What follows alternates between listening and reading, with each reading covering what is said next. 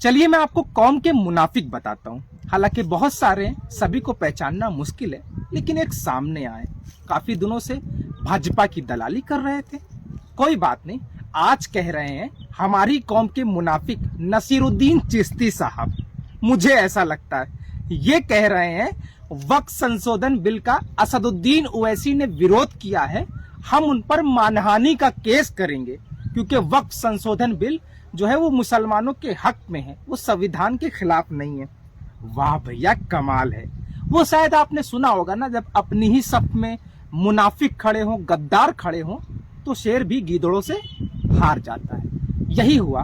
असदुद्दीन ओवैसी संसद में लाचार और बेबस थे, और आज तक मुसलमानों की अपनी क़यादत और मुसलमानों की अपनी लीडरशिप वजूद में भी नहीं आ पाई, और ना ही अगर आती है तो उसको भाजपा का एजेंट कह करके, फला पार्टी का एजेंट कह करके उसे खत्म कर दिया जाता है। चलिए मुझे ईमानदारी से बताइए, सर पे टोपी है, अपने आप को चिश्ती कहने वाले, सूफीनिज्म से ताल्लुक रखने वाले, वलियों से जोड़ने वाले, सज्जादा नसीन कहलाने वाले, कह रहे हैं असदुद्दीन ओवैसी पर मानहानि का केस करेंगे।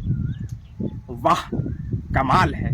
चलिए कोई बात नहीं, हम सिर्फ कमजोर सिर्फ और सिर्फ इसलिए हैं कि हमारी सफों में गद्दार खड़े हुए हैं। पहचानो, जरूरी नहीं कि किसी के चेहरे पर दाढ़ी, किसी के सर पर टोपी हो तो वो आपका हिमायती है। समझिएगा, जो आपके हुकूक के लिए लड़े, भले ही दुश्मनों की तादाद जो है वो ज्यादा हो, लाखों में है। करबला का मैदान याद होगा आपको, जहां लाखों यजीदी फौज थी और एक तरफ 72 हुसैन के साथी थे।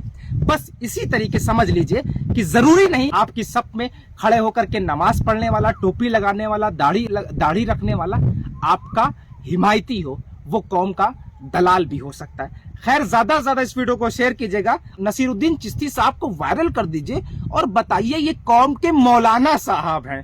इनको पहचानना बहुत जरूरी है, इसलिए शेयर करना बहुत जरूरी है। और अंत में यही कहूंगा कि मुझे फॉलो कर लीजिएगा।